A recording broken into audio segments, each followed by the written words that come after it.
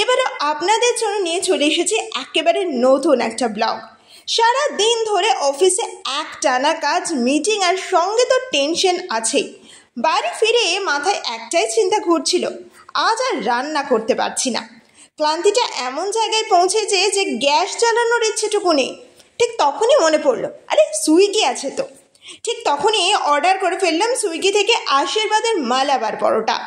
পরোটার প্যাকেট খুলেই মনটা একেবারে খুশ হয়ে গেল।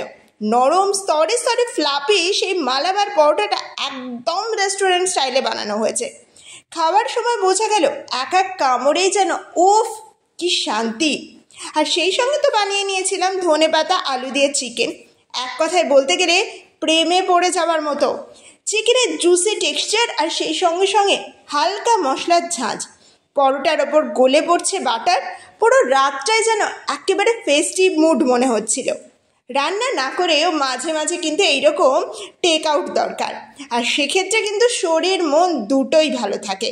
আপনিও একদিন ট্রাই করতে পারেন সুইগি থেকে আশীর্বাদের মালাবার পরোটা। এরকম আরও প্রচুর নতুন নতুন ব্লগ দেখতে অবশ্যই সাবস্ক্রাইব করুন আমাদের চ্যানেলটা। আর সবার আগে ভিডিওর নোটিফিকেশান পেতে কিন্তু বেল বাটনে ক্লিক করে দেবেন।